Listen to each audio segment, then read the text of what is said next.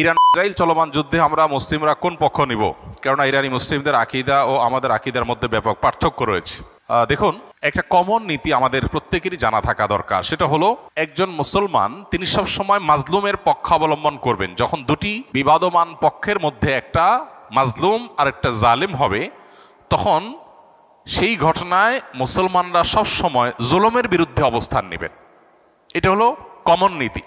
এমনকি জুলুমের শিকার মানুষটা যদি অমুসলিমও হয়, তারপরেও তার প্রতি মুসলমানের সিম্প্যাথি থাকবে। মুসলমান কখনো জুলুমের সাথে সঙ্গ দিবে না, যদি জালেম মুসলমানও হয়।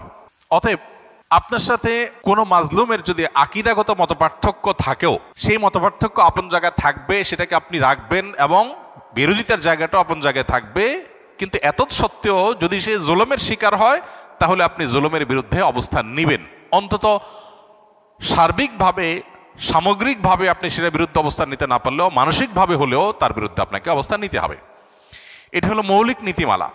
মুসলমান কখনো জালেমের পক্ষে যেতে পারে না, মাজলুমের পক্ষ মুসলমান সবসময় নিবে। এক্ষেত্রে সূরা রোমের যে ঘটনা, সেটা আমাদের জন্য একটা বিশেষ নির্দেশনা হতে পারে। সূরা রোমের শুরুতেই আল্লাহ তাআলা যে বলেছেন, আলিফ লাম মিম গুলিবাতির রোম, এখানে আমরা দেখেছি যে রোমানদের সাথে, তখন পারস্যের অগ্নিপূজকদের সাথে যে যুদ্ধ হয়েছে, সেই যুদ্ধে মক্কার মুশরিকরা পারস্যদের, আর মক্কার মুসলমানেরা সাহাবা একরাম তারা রোমানদের সমর্থন করেছেন। কেন? কারণ রোমানদের সাথে আকীদাগত মতপার্থক্য থাকা সত্ত্বেও তারা আসমানি ধর্মে বিশ্বাসী, মুসলমানরা আসমানি ধর্ম বিশ্বাসী। এই জায়গাতে মিল আছে, এই যে ঐক্যের একটা যোগসূত্র আছে, সেটার ভিত্তিতে তাদের প্রতি সমর্থন ছিল। আর পারস্যের তারা মুশরিক ছিল, ঐক্যের যোগসূত্র ছিল না সে অর্থে, এই জন্য তাদের বিরুদ্ধে ছিল। অতএব আজও আমরা ওই মূলনীতি মাথায় রেখে অনেক আহলে কেবলা, অনেক আপনার মুসলিম আছেন যারা হয়তো বিভ্রান্ত, যারা হয়তো বিদআতে লিপ্ত, কেউ কেউ হয়তো শিরকে বা ইসলামের গণ্ডি থেকেও খারেজ, বাট বাহ্যিক দৃষ্টিকোণ থেকে আদম সময়তে মুসলমান মানুষ মনে করে পরিস্থিতি বিবেচনা, বিশেষ করে তারা যখন জুলুমের শিকার হবে, তখন জালিমের পতন চাওয়া বা তাদের চাইতে আরো বেশি জুলুম যারা করছে তাদের পতন চাওয়া বা তাদের ব্যাপারে আপনার যথাযথ অবস্থান গ্রহণ করা, এটা মুসলমানের, একজন দায়িত্বশীল মুসলমানের কর্তব্য। অতএব সেই স্ট্যান্ড বা সেই অবস্থানটা আমাদের এক্ষেত্রে হতে পারে। এছাড়া এটা তো ঠিক যে সিরিয়া যুদ্ধে ইরাকে বহু সুন্নিকে তারা হত্যা করেছে, নির্মমভাবে হাজার হাজার লক্ষ লক্ষ সুন্নিকে তারা হত্যা করেছে। মূলত পৃথিবীতে মানুষের পাপের কৃতকর্মের প্রায়শ্চিত্ত মানুষকে করতে হয়। বিশেষ করে জুলুম যদি করে কেউ, তাহলে জীবদ্দশাতেই তার প্রায়শ্চিত্ত করতে হয়, আখিরাতে তো আছেই। তো এই জন্য জুলুম থেকে আমরা সবসময় নিজেদেরকে বাঁচিয়ে রাখবো, কোনো যুক্তিতেই আমরা জুলুম করব না। এমনকি যুদ্ধক্ষেত্রেও নবী সাল্লাল্লাহু আলাইহি ওয়াসাল্লাম আমাদেরকে জুলুম করার পারমিশন দেন নাই, অমুসলিমের সাথে আল্লাহ তাআলা জুলুম করার পারমিশন আমাদেরকে দেন নাই।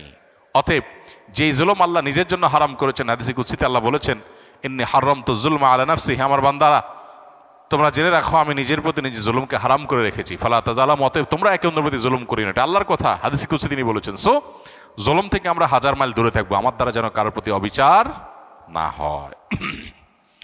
কারণ জুলুমের পক্ষে যারা থাকবে তাদের পতন অনিবার্য, আজ হোক আর দুদিন পরে হোক। শয়তান আমাদের কুমন্ত্রণা দিয়ে থাকে অনেকভাবে। এর মধ্যে অন্যতম হলো, আল কোরআন যদি পরিপূর্ণ জীবন ব্যবস্থা হয়ে থাকে, তাহলে হাদিস কেন? খুবই হাস্যকর একটা বিষয়, আমাদের সমাজে অনেকের মুখে এখন আজকাল এগুলো শোনা যায়। কোরআন যদি পরিপূর্ণ হয় তাহলে হাদিস কেন?